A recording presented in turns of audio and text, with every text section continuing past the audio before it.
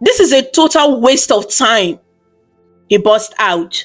Unable to contain his frustration, he leaned forward, as if trying to will the car to move faster by sheer force of desire. I have a vital meeting to attend. Can't you drive faster? His tone was harsh now, each word clipped with irritation. Mr. Peter's hands stayed steady on the steering wheel. He did not turn around, did not snap back. The only reaction was a brief sigh, so quiet Mr. Kennedy almost didn't hear it.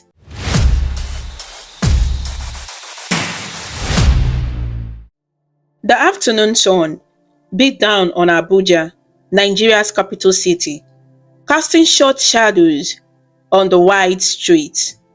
It was just past noon, and the air shimmered with dry heat as cars glided along the road in front of a prominent hotel in the Maitama district. Inside the hotel lobby, Mr. Kennedy, a wealthy businessman, hurriedly gathered his things for an important meeting scheduled for 1 p.m. He was a tall man in his late 40s, dressed simply in a neat shirt and trousers. Despite his simple attire, everything about him spoke of success, from his polished leather shoes to the gold wristwatch glinting on his wrist. Today, however, that confident shine in his eyes was mixed with anxiety.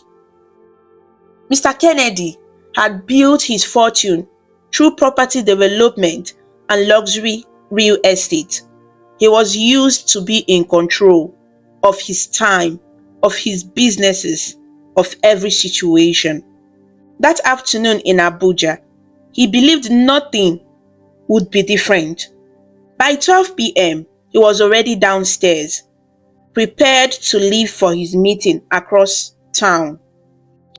He even planned a quick stop at the TM Lewin store in Jabi Lake Mall on the way to pick up a few suits and shoes so he could look his best. His strategy was tight but feasible. Leave by noon, reach the mall by 12:30, grab the suit, and get to the meeting venue by 1 p.m. Every minute counted.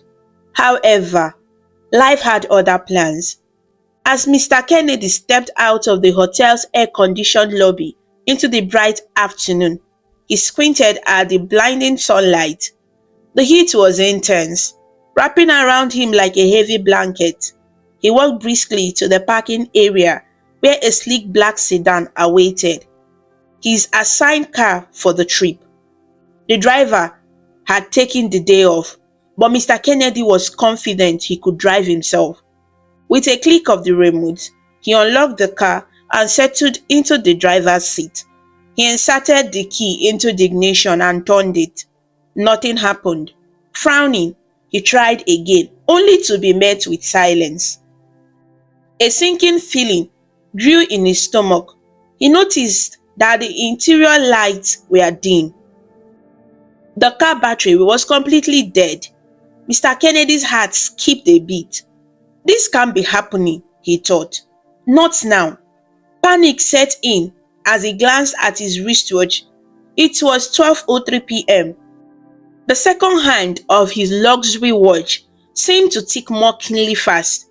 Each passing second was bringing him closer to missing that vital meeting. No, no, no, he muttered, popping the hood of the car and stepping out to see if he could spot the problem. A wave of hot air struck him as he left the shade of the car. He quickly touched the battery terminals. They were secure but clearly drained.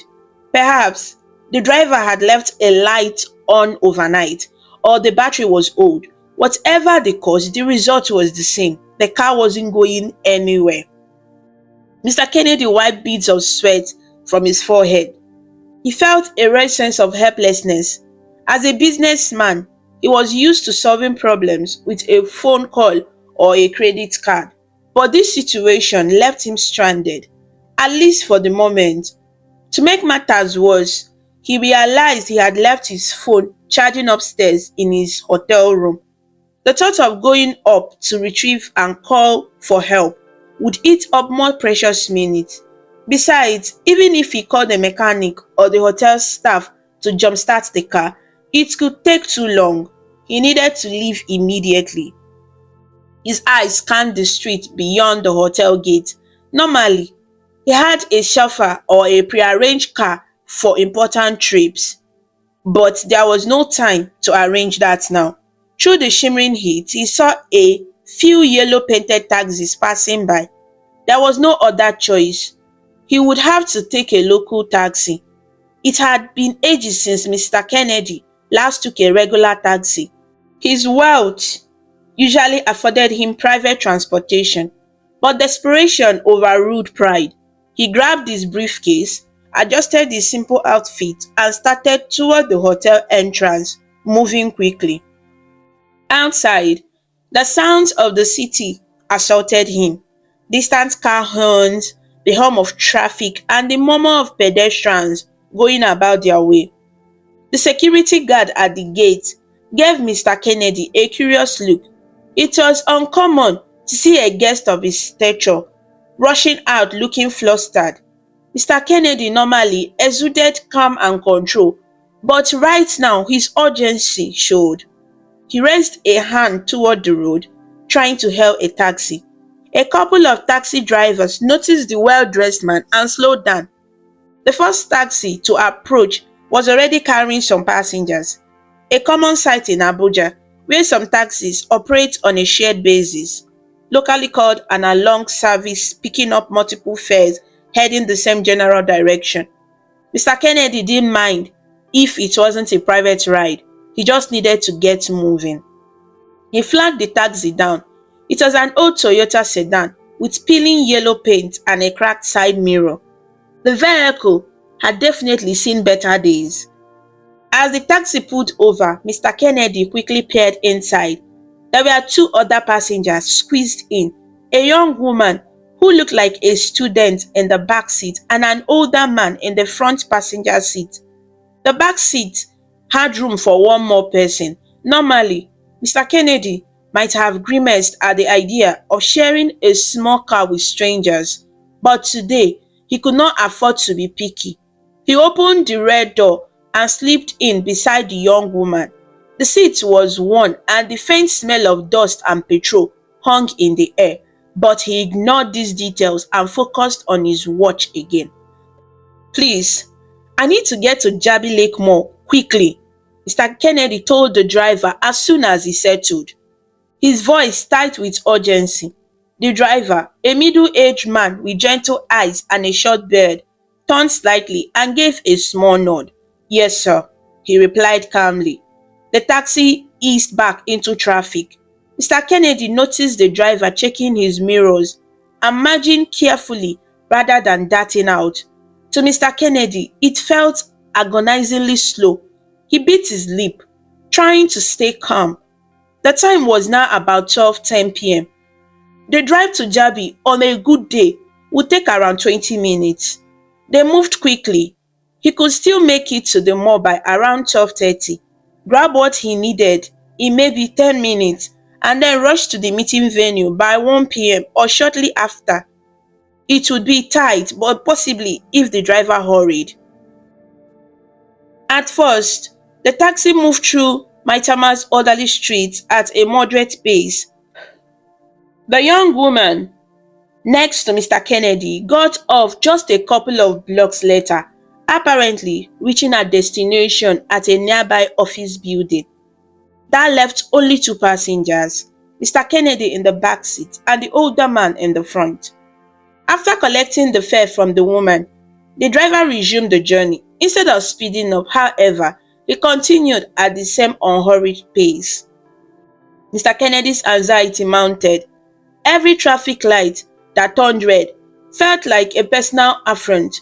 He found himself tapping his foot and clenching his fist unconsciously each time the taxi slowed down.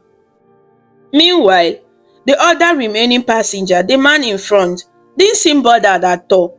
In fact, a few minutes later, that man cheerfully announced his stop was coming up. The taxi driver pulled over to let him out, exchanging a friendly word as the man paid and left. Now, it was just Mr. Kennedy and the taxi driver in the car. It should have been a relief, with no other passengers. One would expect a direct ride to Mr. Kennedy's destination. But to Mr. Kennedy's dismay, the driver still drove at the same steady, careful speed, as if they had all the time in the world. Inside the taxi, the air was warm and still. The car's old air conditioner struggled to put out cool air. Mr. Kennedy loosened his collar, feeling sweat prickling at his neck. He leaned forward, attempting to catch the driver's eye in the rearview mirror. "Sir, can you please go a bit faster?" he said, trying to sound polite but unable to keep the tension out of his voice. The driver, whose name, according to a faded ID card on the dashboard, was Mr. Peter, glanced in the mirror and gave a polite half smile.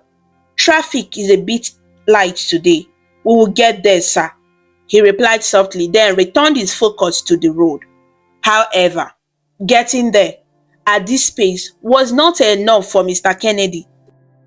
As the taxi rolled past the elegant tree-lined boulevard of Abuja's central area, he could see other cars overtaking them. A sleek black SUV whizzed by, followed by a couple of green and white painted Abuja taxis carrying other passengers. It frustrated him that Mr. Peter wasn't matching the speed of those other drivers. Minutes ticked by. They passed the National Mosque with its golden dome in the distance and headed toward the highway that would lead to Jabi. Mr. Kennedy checked his watch again. 12:25 p.m. His heart pounded faster than the car's engine. At this rate, they might not reach the mall until close to 12:45. 15 minutes to get a suit and make 1 p.m. meeting. It seemed impossible. A surge of impatience and panic finally boiled over inside him. He raised his voice without even realizing it. "Do you even know where you are going?" he snapped at the driver. There was a sharp edge to his words, born of stress and fear of being late. Mr. Peter's eyes flickered up to the rearview mirror again.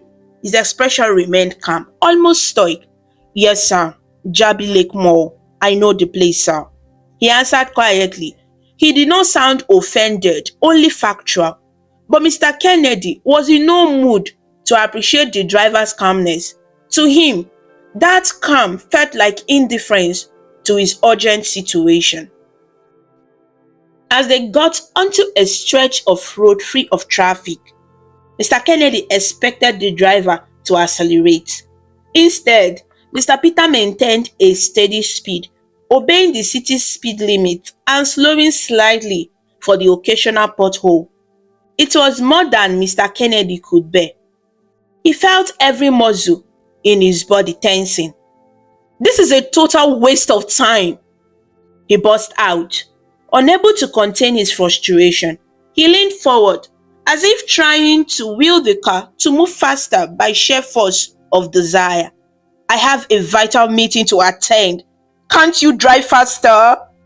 His tone was harsh now, each word clipped with irritation.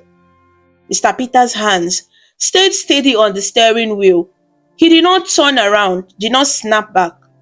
The only reaction was a brief sigh, so quiet Mr. Kennedy almost didn't hear it. The driver's knuckles gripped the wheel, but he kept his voice level and respectful. "I understand, sir," he said softly. "I will do my best." With that gentle response, he pressed slightly more on the accelerator. The taxi gained a bit of speed, but not as much as Mr. Kennedy wanted.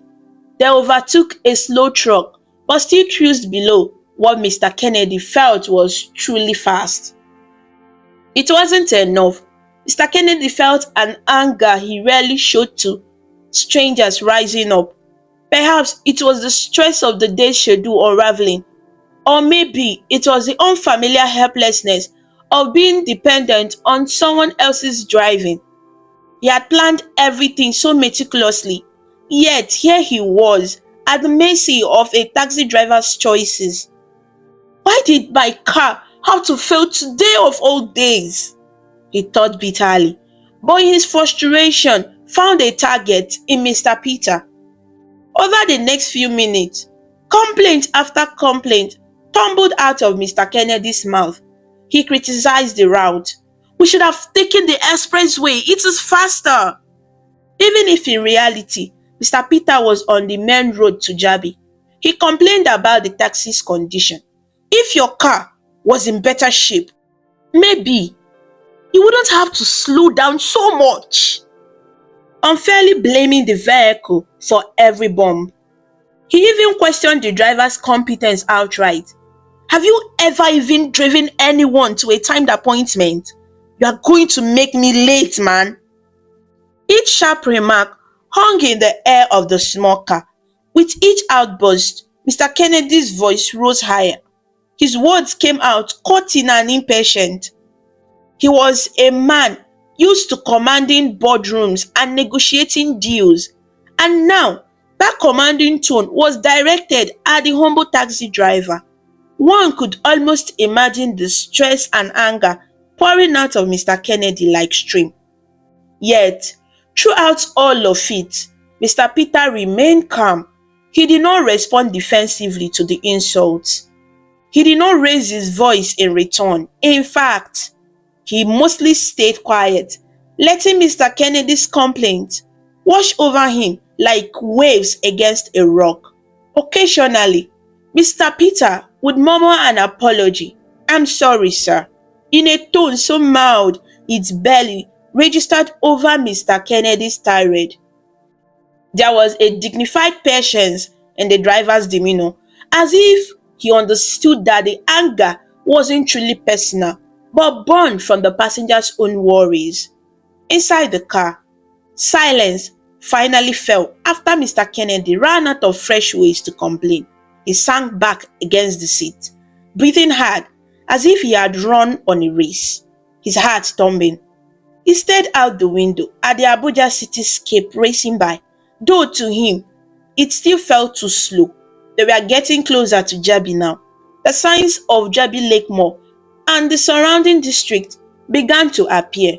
It was around 12:40 p.m. by his watch. He was very late for his planned suit pickup and dangerously close to missing the 1 p.m. meeting altogether. As the minutes passed in tense quiet, Mr. Kennedy's eyes drifted around the taxi's interior. That's when something caught his attention. A small worn-out photograph hanging from the rearview mirror. It dangled from a piece of frayed string, swaying gently with the car's motion. The photo was protected by a thin plastic wrap, now yellowed at the edges from age. In it, he could make out two young children wearing school uniforms. They looked around 6 or 7 years old, one missing a front tooth, both grinning wide with innocent joy. The photo was a bit faded, but the happiness on those children's faces was clear as a day. Mr. Kennedy found himself staring at the picture. His stream of complaint trailed off into silence as he became absorbed in the image of those children. He realized they must be Mr. Peter's children. Perhaps the very reason the man was working as a taxi driver, likely struggling to make ends meet. The children in the photo were adorable, their smiles gap-toothed and genuine, the kind of smile only kids who haven't yet faced the hardships of life can wear. They were dressed in neat school uniforms, white shirts, blue shorts for the boy, and a blue pinafore for the girl. On their feet were simple black school shoes, a bit dusty, possibly hand-me-downs. Mr. Kennedy noticed that although the photo was old and worn, it had been handled with care, lovingly wrapped to protect it from damage, as if it were a precious treasure. In that suspended moment, Mr. Kennedy's perspective began to shift. His angry thoughts about the slow taxi and the fear of missing his meeting were momentarily replaced by curiosity and an unexpected feeling of empathy. His eyes moved from the children's smiling faces in the photo to the man behind the wheel. Mr. Peter's face was visible in the mirror, focused, calm, lined with a few wrinkles that suggested he was indeed in his early 50s, as Mr. Kennedy had guessed. There was a gentle determination in the driver's eyes, a kind of quiet strength that Mr. Kennedy had been too upset to notice before. Suddenly, Mr. Kennedy felt a wave of shame. This driver is not just a taxi driver, he thought to himself.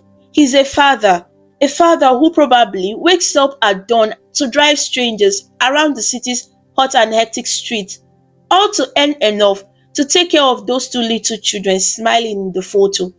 Perhaps he has to pay their school fees, buy their books, put food on the table, all on a taxi driver's meager earnings. Abuja is an expensive city and taxi fares are not very high for local riders. The thought humbled Mr. Kennedy. Here he was, a millionaire businessman, with all the comfort in the world, berating a man who likely made in a day what Mr. Kennedy might spend on a single lunch or a tank of fuel for his luxury car. Each complaint Mr. Kennedy had heard now echoed back in his mind, sounding different, petty and cruel. "This is a waste of my time," he had shouted. But whose time was really being wasted? Was his time inherently more valuable than the driver's? Mr. Peter was spending these same minutes earning a living, possibly trying to stay safe on the road for the sake of his family. "Can't you drive faster?" he had demanded. Yet Mr. Peter drove steadily because he had learned the dangers of reckless driving. Perhaps he valued safety. After all, he had precious children waiting for him to come home each day. There could be so many reasons. Maybe his car had aging brakes that he was cautious about, or he knew that traffic enforcement in Abuja was strict and he couldn't risk a speeding violation since he needed his taxi job. Mr. Kennedy realized he hadn't considered any of this. He had only seen the situation through the lens of his own urgency. The car rolled to a stop at another traffic light. Mr. Kennedy cleared his throat. "Those your children?" he asked quietly, gesturing toward the photo. It was the first time he had spoken without anger. His voice had changed. The arrogance was gone, replaced by a softer tone. Mr. Peter glanced up at the picture, and a small smile touched the corners of his lips. "Yes, sir," he replied with a gentle pride. "My son and my daughter." "They have lovely smiles," Mr. Kennedy added, managing a faint, genuine smile of his own. He imagined Mr. Peter's children's excitement when their father comes home each day. Perhaps they run to the door to greet him. Maybe the little boy asks, "Daddy, what did you bring?" Or shows him what he learned at school, while the girl might jump up in his arms. The image warmed and pained Mr. Kennedy at the same time. It warmed him to see evidence of love and family in the middle of this stressful day, and pained him because it highlighted how harshly he had treated the man who had those kids waiting for him. Mr. Peter's eyes brightened a bit at the mention of his children. "Thank you, sir," he said. "They are good kids, very smart, and a handful too," he added with a soft chuckle. He obviously loved talking about them, but he kept it brief, possibly sensing that his passenger might not want to hear a long personal story. Yet, that one glimpse into the driver's personal life was enough to firmly pierce the bundle of frustration that Mr. Kennedy had been living in for the last half hour. For the first time since he got into the taxi, Mr. Kennedy sat back and took a deep breath that wasn't felt by anger.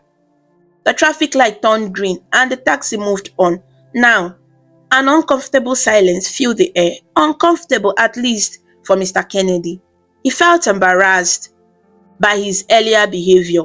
He realized he had been shouting at a man who had shown him nothing but calm and professional behavior. A man who was just trying to do his job. Shame washed over him in waves. The contrast between his wealth and the driver's modest life weighed on him. Mr. Kennedy recalled something his own mother used to tell him when he was young. Be kind to everyone because you never know what they are going through. How easily he had forgotten that lesson in his rush and panic. As they approached the mall area, Mr. Kennedy decided to let go of the remaining irritation.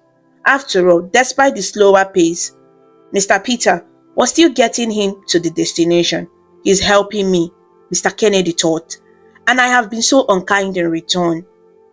The least he could do now was be respectful and hope he could still salvage the day. When the taxi finally pulled up near Jabi Lake Mall, it was around 12:50 p.m. The mall's modern facade rose up with large glass windows reflecting the bright sky. Mr. Kennedy could see the sign for TM Lewin on the outside of the mall, the store he intended to visit for his suit. He knew with sinking certainty that there was no way he could go in, shop, and then get to his meeting by 1 p.m. In fact, he was likely already late or would be by the time he reached the meeting venue. He resigned himself to that reality. The meeting was probably a lost cause now. He would have to apologize later and hope for a chance to reschedule. But another immediate issue pushed aside even the thought of the missed meeting, paying the taxi fare. As Mr. Peter brought the car to a gentle stop by the curb, Mr. Kennedy reached into his pocket to retrieve his wallet. In his rush, he hadn't checked for it earlier. He had assumed it was with him, as usual. He felt nothing in his trouser pocket except for a pen. Frowning, he tried the pockets of his light-weighted jacket. Still nothing. A slight panic started to rise. He patted down all pockets, no wallet. Quickly, he checked his briefcase, though he never kept his wallet there. As expected, it wasn't inside. Cold realization struck him. He had left his wallet back at the hotel, likely in the room or perhaps in the car that had broken down. And not just his wallet, his phone and credit cards were also in that same wallet, or next to it. Mr. Kennedy smiled, went dry. How could he have been so careless? In the case of the car not starting and rushing to find a taxi, he hadn't grabbed his phone or wallet from the console of his car. He closed his eyes for a second, mentally kicking himself. This meant he had no money on him right now to pay the driver for the ride, let alone to buy the suit he came for or even to hire another taxi onward. The timing couldn't be worse. He had finally calmed down and seen the driver in a sympathetic light, and now he was about to reveal that he couldn't pay the man for his service. Embarrassment and anxiety washed over Mr. Kennedy in equal measure. He, a man of considerable wealth, was effectively stranded without cash in that moment. It was an odd, humbling predicament. He slowly lifted his gaze to meet Mr. Peters via the rearview mirror. The driver had turned off the engine and was waiting, perhaps expecting Mr. Kennedy to hand over the fare or step out. Mr. Kennedy's mind raced as he tried to think of what to do.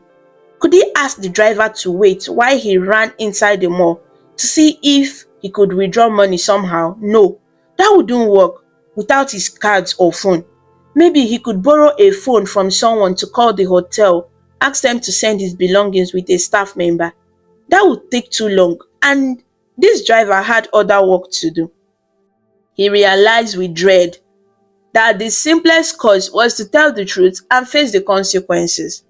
He had to tell Mr. Peter that he had no money to pay right now. The very thought made his cheeks burn with shame. This kind of situation was entirely new to him. In all his years of doing business, traveling the world, and dealing with people from all walks of life, he had never found himself unable to pay for something when required. Money was usually his easiest tool, a solution to most problems. But at this instant, all his bank accounts and credit lines meant nothing. He didn't have physical cash or cards on him. He was effectively penniless on the roadside.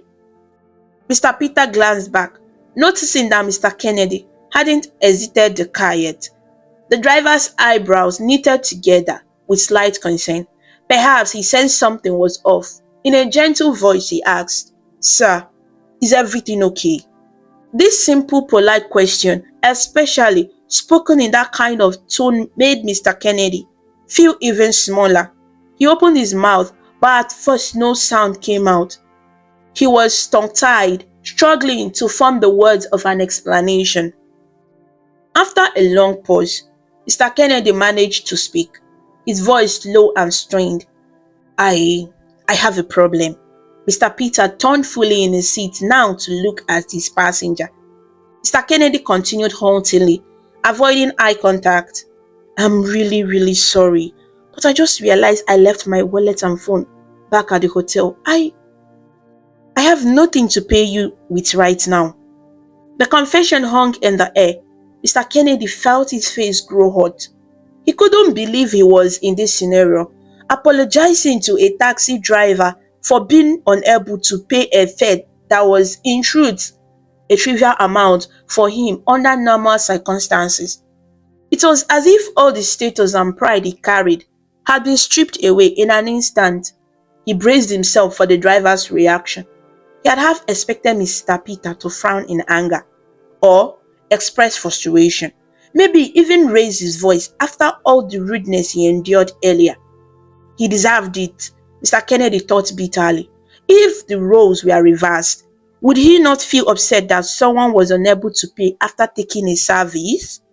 For a moment, Mr. Peter was silent. He looked at Mr. Kennedy, then at the empty space where the wallet should have been, perhaps processing the situation. There was a flicker of surprise in his eyes, but not the kind of annoyance Mr. Kennedy anticipated.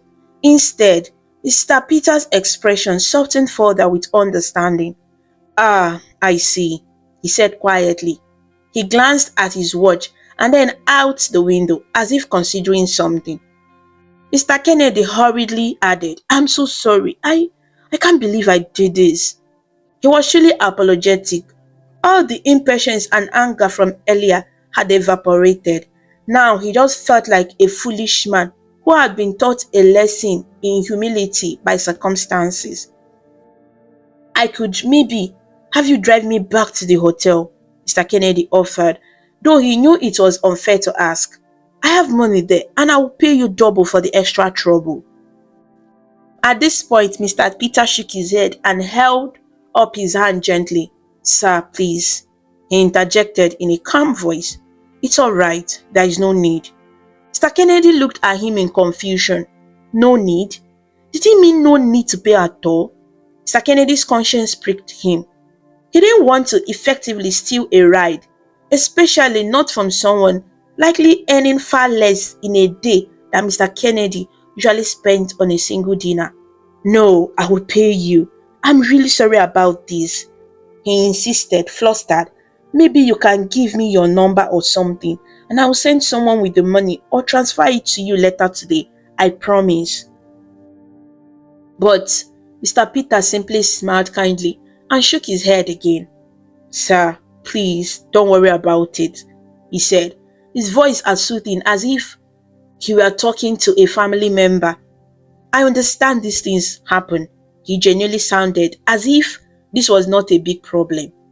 This response only made Mr. Kennedy feel more ashamed for how he had treated the man earlier. Here he was, expecting at least some irritation, and instead, he was met with grace. Mr. Peter continued, speaking slowly and choosing his words thoughtfully. "I would have driven you back to your hotel to retrieve your wallet, but I'm actually already running late to pick up another passenger." He pointed to the old digital clock on his dashboard. It read 12:55 p.m. Mr. Peter had an obligation, likely someone who had booked him or was waiting for a ride, and he didn't want to delay them either. Mr. Kennedy felt a wave of gratitude mixed with guilt. "You have been very kind," he murmured, feeling the weight of each word. He truly meant it. After all the rude remarks Mr. Peter endured, he still responded with patience and understanding. Mr. Kennedy realized that Mr. Peter had remained professional and courteous the whole time, showing remarkable restraint and empathy. Many other drivers might have snapped back or even kicked a troublesome passenger out of the car, but not Mr. Peter. He was about to reiterate his promise to pay later when Mr. Peter did something that left Mr. Kennedy completely stunned. The driver reached into the pocket of his faded brown trousers and pulled out a slim worn wallet of his own. Mr. Kennedy watched, perplexed, as Mr. Peter opened his wallet and took out a 1,000 naira note. The bill was a bit creased from being in the wallet, and Mr. Peter straightened it with his fingers. Turning around in his seat to face Mr. Kennedy, Mr. Peter extended the money toward him. "Here," he said softly. "Take this. It should be enough for you to get a taxi back to your hotel later or whenever you need to go." For a moment, Mr. Kennedy was sure he had misheard.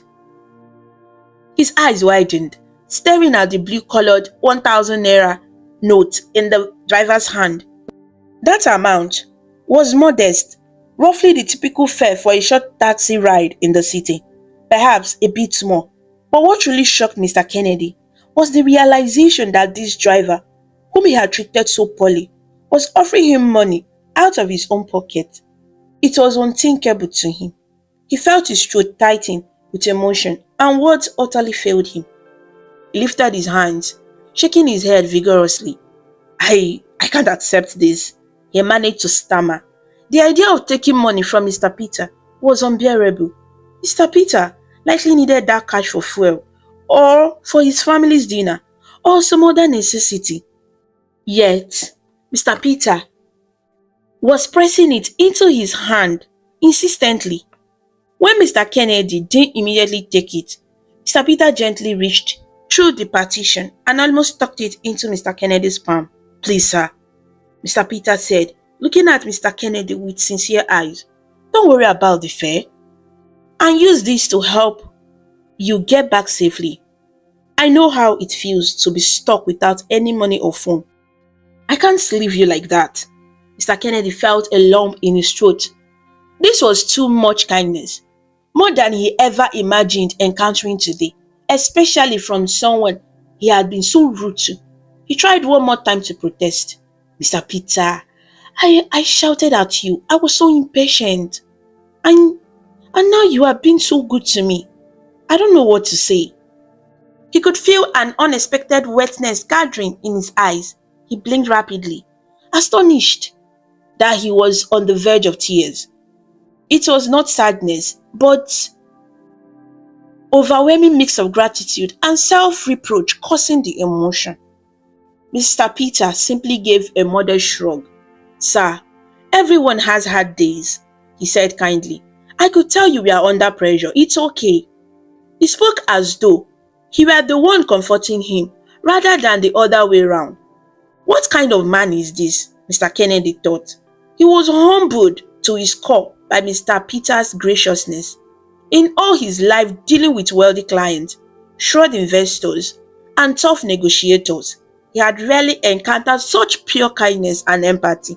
And here it was, embodied in an ordinary taxi driver on the streets of Abuja.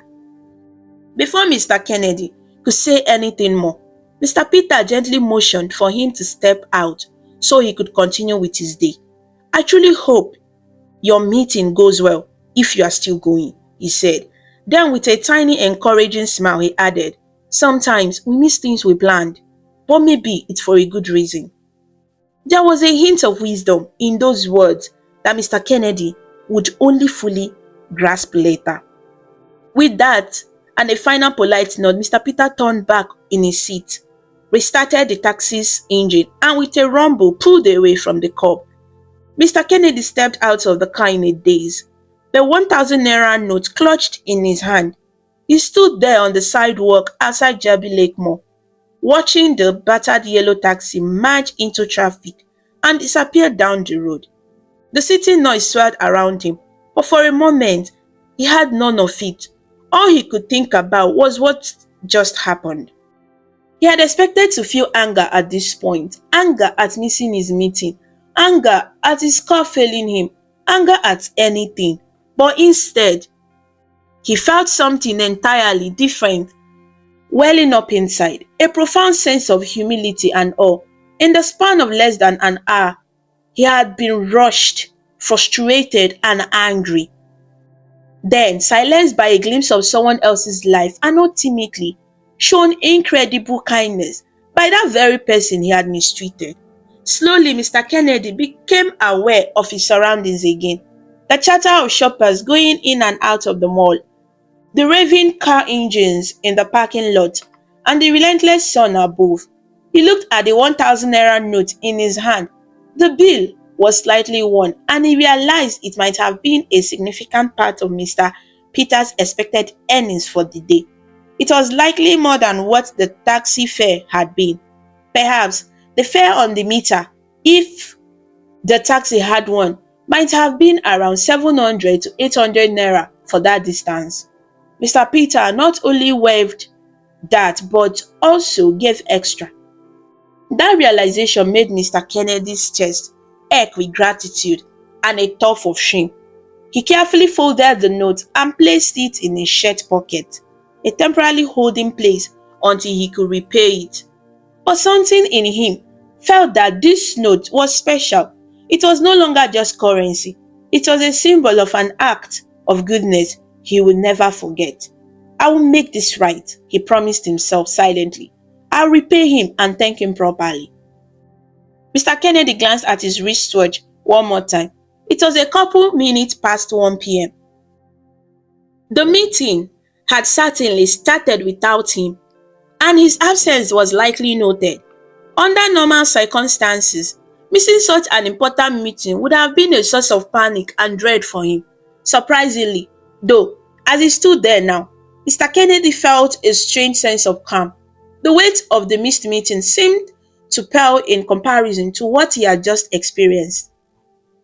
He felt changed.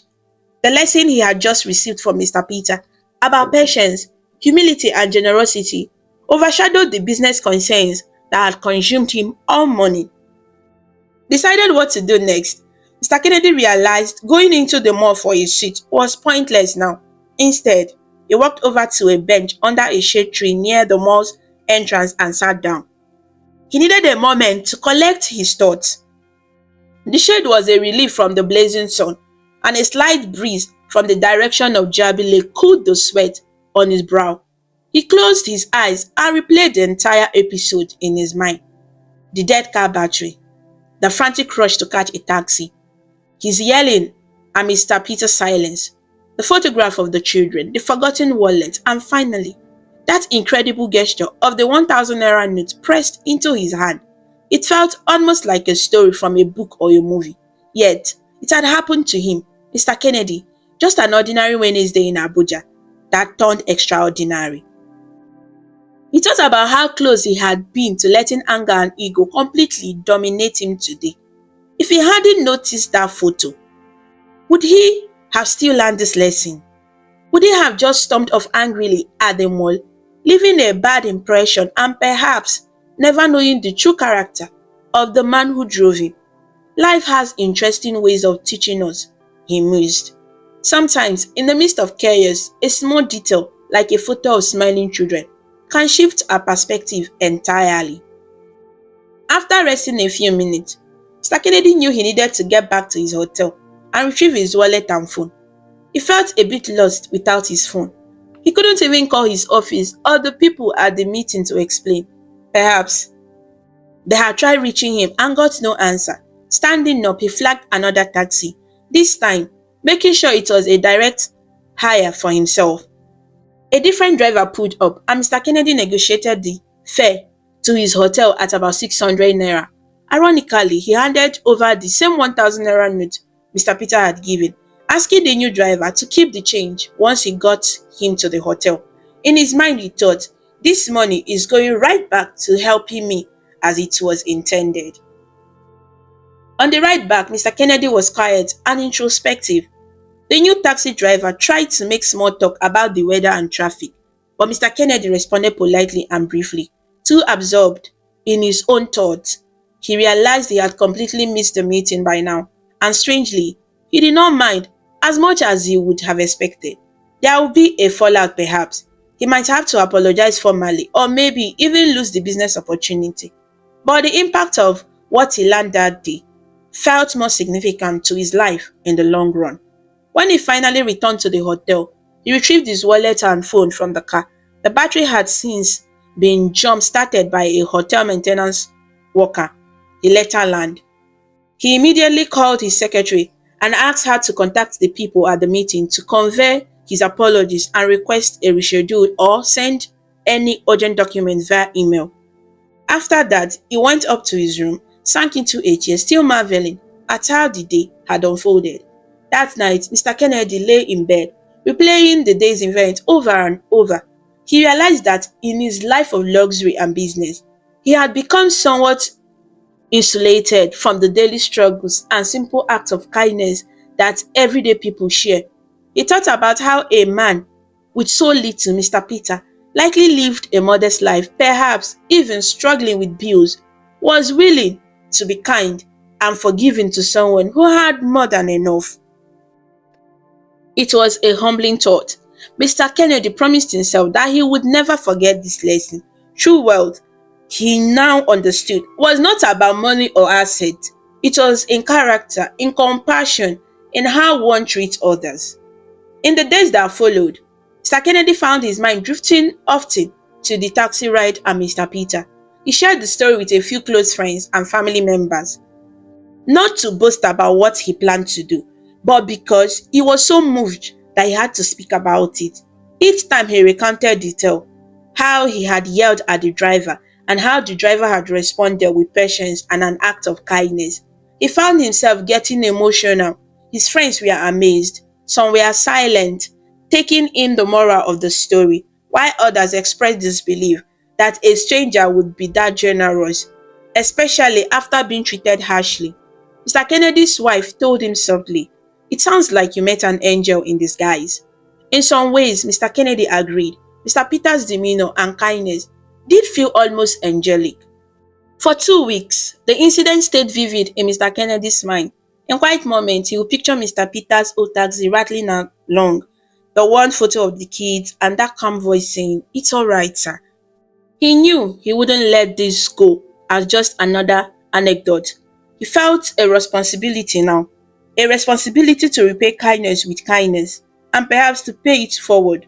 He also wanted to make amends for how he acted, even though Mr. Peter seemingly bore no grudge. Mr. Kennedy thought about what he could do for Mr. Peter that would truly make a difference. Simply finding him and paying the fare, even with interest, felt too small. And of course, he could do that regardless. He remembered the state of Mr. Peter's taxi. It was old and a bit run down. Mr. Peter had dreams or needs. Perhaps he wished for a better car to increase his earnings. Maybe he struggled to pay school fees for his children. 1,000 naira was a generous gift from him, but 1,000 naira from Mr. Kennedy to Mr. Peter would be nothing extraordinary. Mr. Peter realized he was in a unique position to really change this man's life for the better if he chose to. After much thought, Mr. Peter made a plan. On his next business trip to Abuja, which was coming up soon, he would set aside time specifically to find Mr. Peter. But he wouldn't go empty-handed. He decided that he would do two things. First, provide Mr. Peter with a brand new vehicle, one that was reliable and comfortable, to replace that aging taxi. With a new vehicle, Mr. Peter could expand his taxi business, perhaps operate more efficiently, or even start a better transport service. Second, Mr. Kennedy wanted to give a monetary gift that could act as a financial cushion or seed money for Mr. Peter's family, something significant like 5 million naira, which in Nigeria term is a very large sum that could possibly allow Mr. Peter to rent a better apartment or invest in his children's education, or anyway provide considerable security. Being a man of means, Mr. Kennedy checked his finances and found that he could comfortably do this. After all, 5 million and a minivan were not a huge sacrifice for him considering his fortune. But he knew for Mr. Peter, it would be life changing. In fact, the more he thought about it, the more he felt this was not just an act of charity, it was repayment of a moral debt. Mr. Peter had taught him and given him something intangible yet immensely valuable that day, a lesson in humility and compassion. Mr. Kennedy wanted to balance the scales in the only way he could, by helping improve Mr. Peter's life. Before heading back to Abuja, Mr. Kennedy made arrangements through a contact to purchase a new minivan suitable for use as a taxi or shuttle. He chose a popular model known for durability, a Toyota van, spacious enough to carry many passengers or extra luggage if needed. It was far superior to the small sedan Mr. Peter had. Mr. Kennedy took care of registration papers and insured it, making sure everything would be legally in Mr. Peter's name. He imagined the look on the man's face and it made him smile in anticipation. He also wrote a personal check for 5 million naira and placed it in a thank you card. Along with it, he wrote a short letter expressing his gratitude and what he had learned from the encounter. He chose simple words, just as the lesson had been delivered to him simply. When the day came for Mr. Kennedy to travel to Abuja again, he had all these items prepared. Upon arriving in the city, he first tended to his pressing business meetings. Ironically, he rescheduled and completed the very meeting he had missed, and it went smoothly. But the highlight of his trip was planned for when he had a free afternoon. That day, he dressed in a casual shirt and trousers, nothing flashy, as he didn't want to attract too much attention, and headed out to search for Mr. Peter.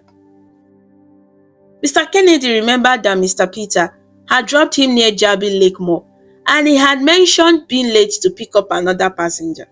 This made Mr. Kennedy suspect that Mr. Peter either frequented that area or had a regular route.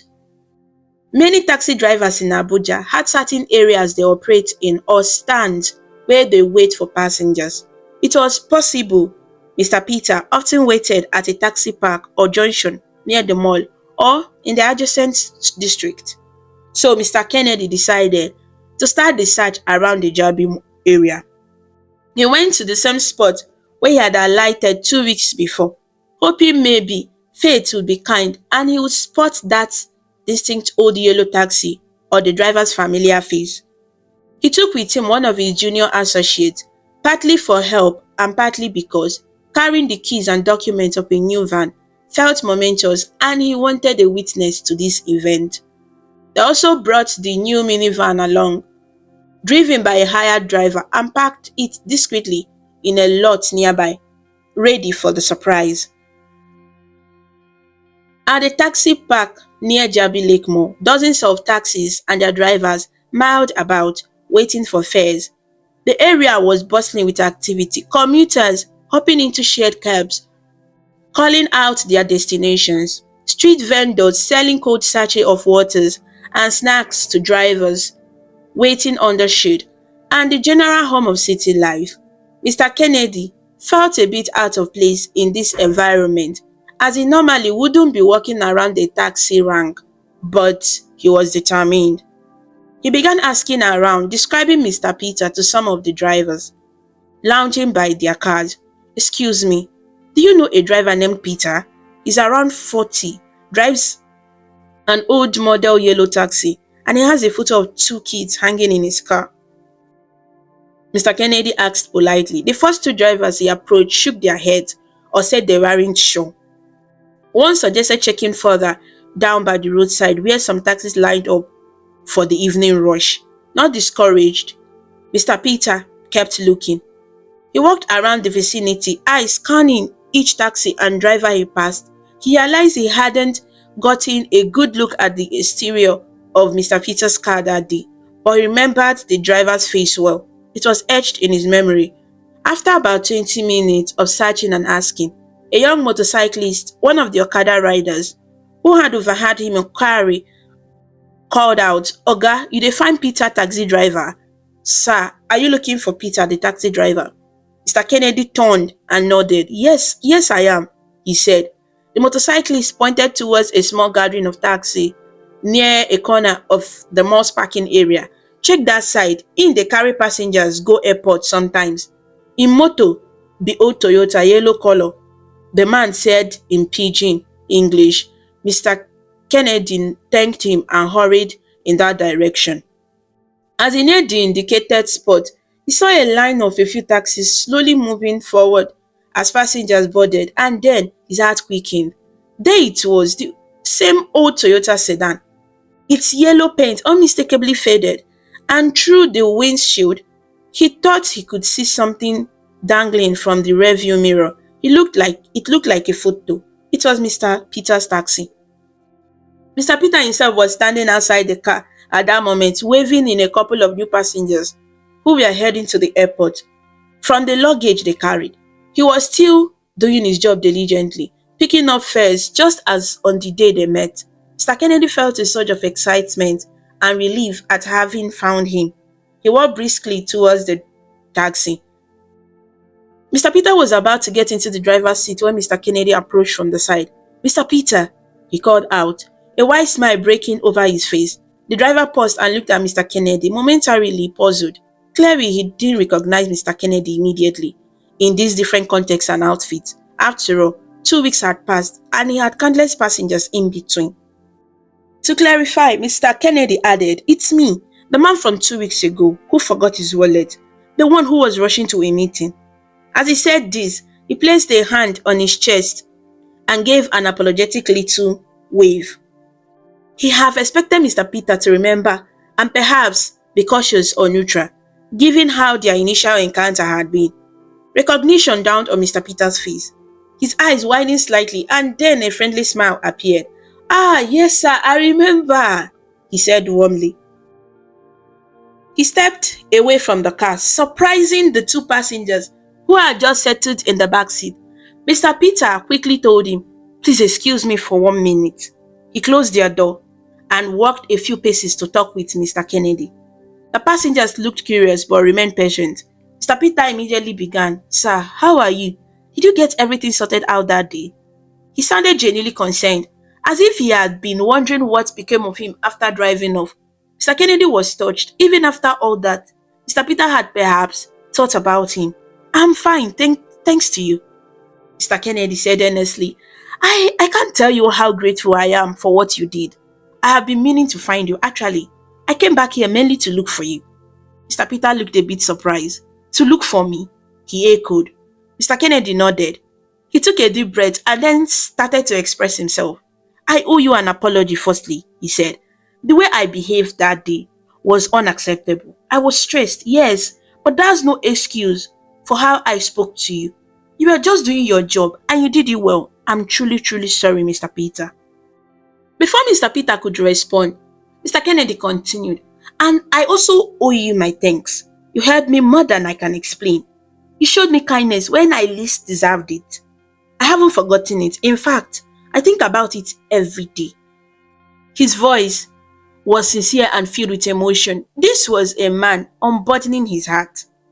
Mr. Peter listened quietly, then shook his head gently. "Sir, it's all right. I accepted your apology that same day when you said sorry. You don't need to worry about that anymore," he said. "I knew you were in a difficult spot. I'm just glad you were okay." Saying Mr. Peter so forgiving only reinforced Mr. Kennedy's determination to do what he planned. He smiled and said, "I'm more than okay now, thanks to that lesson you taught me." He then gestured to his associate, who was standing a few steps behind, holding an envelope with the check and letter and a key. "Actually," Mr. Kennedy went on, "I came here because I wanted to give you something, a small way to repay you and help you like you helped me." He motioned towards the parking area where not far off, the shiny new minivan was parked. It was sparkling silver color, a stark contrast to the one taxis around. "You see that van over there?" Mr. Kennedy pointed. Mr. Peter followed his gaze, a bit confused at first. "Yes, I see it," he said. "That van is yours," Mr. Kennedy announced, smiling. "It's a gift for you." Mr. Peter looked at Mr. Kennedy, then back at the van, then back at Mr. Kennedy, as if checking if this was some kind of joke or mistake. His eyes went wide and he held up his hands in surprise. Mine? Ah, sir, I don't understand, he stammered. One of the nearby drivers overheard and stopped what he was doing. Looking over curiously, the two passengers in Mr. Peter's taxi cracked the window open, trying to hear what this conversation was that had halted their trip. Mr. Kennedy nodded firmly. Yes, it's fully yours. I've already taken care of the registration and paperwork in your name, Mr. Peter. This way, you can have a reliable vehicle for your taxi business. No more worrying about an old battery or car troubles slowing you down. He couldn't help but chuckle a little, remembering how, ironically, his car's dead battery was the start of all this. Mr. Peter was utterly astonished. He put a hand on his forehead, and for a moment, he was speechless. Sir, this is too much, he finally uttered. His voice shook slightly with emotion. You don't have to, a new car? Tears began to form at the corners of his eyes, and he blinked, trying to hold them back. One could tell this was a man not used to receiving grand gifts. He was overwhelmed. But Mr. Kennedy wasn't done. He took the envelope from his associate and gently placed it into Mr. Peter's hands. There is also a little something in here for you and your family, he explained. It's a check for 5 million naira. I want you to use it for whatever you need. Your children's school fees, your home, or even to start another business if you wish. It's entirely up to you. At this, Mr. Peter literally gasped. 5 million? He repeated, as if to ensure he heard correctly. His hands trembled as he held the envelope. He probably had never seen a check of that amount in his life. His lips quivered, and now a tear did escape, rolling down his cheek. Immediately, he brushed it away with the back of his hand, perhaps feeling shy to be tearing up in front of colleagues and passengers. The other taxi drivers nearby were now staring in amazement, and a small murmuring crowd was beginning to gather, realizing something incredible was happening. One driver exclaimed softly, Wow, God don't butter Mr. Peter bread today, oh! A pidgin expression meaning God has blessed Mr. Peter greatly today. The two airport-bound passengers stepped out of the taxi, not out of annoyance, but out of curiosity and joy at witnessing this scene. Instead of being upset about the delay, they were smiling. One of them clapped Mr. Peter on the back and said, Congrats, man, he said, understanding enough of what was going on. It was as if the entire taxi park had suddenly become part of a celebration. Mr. Peter looked around at the people watching, slightly embarrassed by the attention, but then he focused on Mr. Kennedy again. In an impulsive show of gratitude, Mr. Peter reached out and embraced Mr. Kennedy.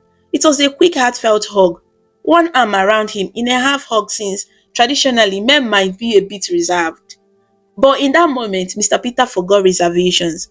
Thank you, sir. Thank you, sir, he said, voice choked with emotion.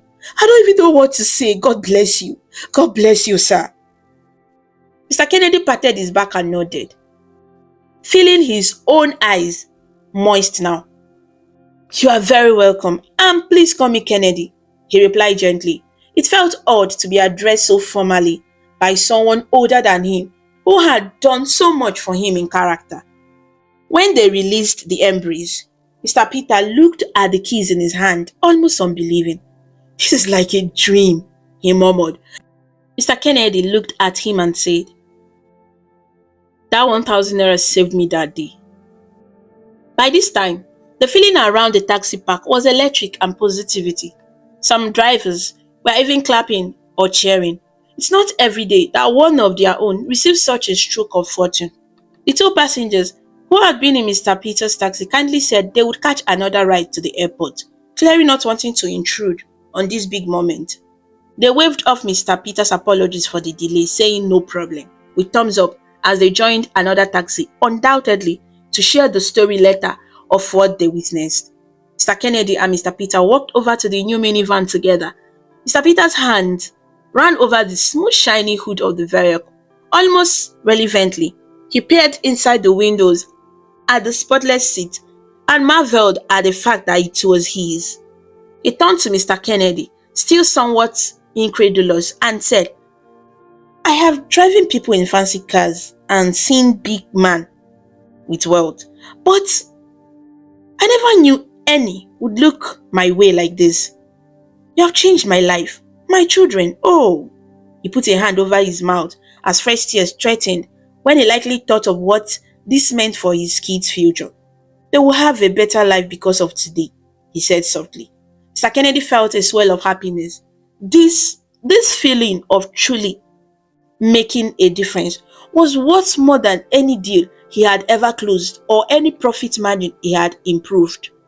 You changed my life first, Mr. Peter, he replied. That day, you taught me what true wealth really is. I have money and assets, but honestly, I was poor in understanding until I met you. Mr. Peter looked at him, wiping his eyes with a cloth he had pulled from his pocket. Sir Kennedy, I'm just a taxi driver. What could I teach a big man like you? He said, genuinely humble. Mr. Kennedy smiled. You taught me humility. You showed me kindness and compassion without expecting anything in return. That's a greater lesson than anything I've learned in boardrooms. It reminded me of the values I had been taught as a child but perhaps forgotten in the rush of life. The two men shook hands firmly. A handshake, now of mutual respect, gratitude and even friendship. Other drivers came up to congratulate Mr. Peter, patting his back and admiring the new van. Some teased that they would need a ride in his limousine soon. Laughter and joy were all around. It was a beautiful moment. In that handshake between Mr. Kennedy and Mr. Peter, two words met, one of financial wealth and one of heartfelt kindness. The busy Abuja taxi park had become the backdrop to a remarkable story, a story that those present will surely retell many times as a testament to the unexpected twist of life and the power of good deeds, a symbolic handshake, sealing an exchange far greater than money. It was an exchange of humanity and understanding.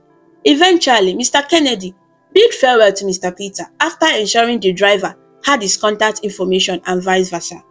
He encouraged Mr. Peter to reach out if he ever needed anything or even just to keep in touch about how he was doing. Mr. Peter promised he would and repeatedly expressed that he would include Mr. Kennedy in his prayers. They parted with smiles, each feeling a deep sense of commitment. As Mr. Kennedy left the taxi park and walked towards his own hired car, he reflected on how much had changed in such a short time. Just a couple of weeks ago, he had come to Abuja thinking only of business deals and schedules. A mishap with a car battery and an encounter with a humble taxi driver had completely altered his perspective. Though he missed his meeting that day, the lesson he carried was far greater. He realized that wealth is not measured by the balance of one's bank account or the properties one owns. True wealth is measured by the virtues one holds, humility, compassion, kindness, and the respect with which one treats others. Mr. Peter, a man of very modest means, was richer in spirit than many wealthy young individuals Mr. Kennedy had met. And now Mr. Kennedy aspired to be rich in that way too. In the following days, Mr. Kennedy found himself changed in a small but significant way. He became more patient with people around him, whether it was his staff, drivers, or anyone providing him service. When stuck in traffic, he remembered Mr. Peter's calm demeanor and chose not to let frustration overtake him. When he encountered someone having a hard day, he recalled how a gentle word from Mr. Peter or a simple gesture could make a difference, and he offered help or kindness without second thought. His friends and colleagues noticed the change. There was a new warmth in him, a willingness to listen and empathize more than before.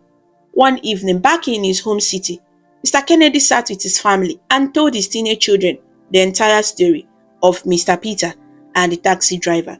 He wanted them to learn what he had learned early on. The children were amazed and moved. His youngest even said, I want to be like Mr. Peter when I grow up, kind and helpful. Mr. Kennedy smiled, realizing that the ripple effect of one act of kindness was already spreading to the next generation in his own household. As for Mr. Peter, his life indeed took a turn for the better. With the new minivan, he was able to earn more by transporting groups or airport travelers comfortably. He spent less on repairs.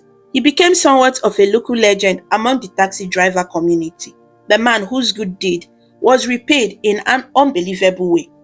People who heard the story would sometimes request him specifically for rides, just to meet the man with such a golden heart. He remained the same humble person through it all, often saying that all credit belonged to God and that he was just glad he could help someone that day. The 5 million naira check Mr. Kennedy gave him was used wisely. Mr. Peter moved his family from a tiny rented apartment to two-bedroom flats in a safer neighborhood. He set up savings accounts for his son and daughter to secure their education all the way through university, something he used to worry he might not afford just on his taxi earnings, and he still had enough left to invest in maintaining his new vehicle and even aiding a relative in need. Mr. Peter's wife was initially in disbelief at the sudden blessing, but when he told her how it came to be, she wasn't surprised at the cause. She knew her husband's compassionate nature and was proud of him. In a quiet moment, Mr. Peter would sometimes look at the old photo of his kids, which he now hung in the new van, of course, and marvel at how that little token of love for his children indirectly led to such a dramatic change. It was because Mr. Kennedy saw that photo that he paused and calmed down. And it was because Mr. Peter carried love in his heart that he could respond to anger with kindness. It reinforced Mr. Peter's own belief in doing good. He would often tell passengers or friends, just be good to people, no matter what. You never know who you are helping or who is watching. God works in ways we can't always see. This simple incident in Abuja became a cherished story. A story Mr. Kennedy told in his circles and Mr. Peter told in his. It was a narrative of transformation, proving that humanity and goodness can shine in the most everyday scenarios like a taxi ride.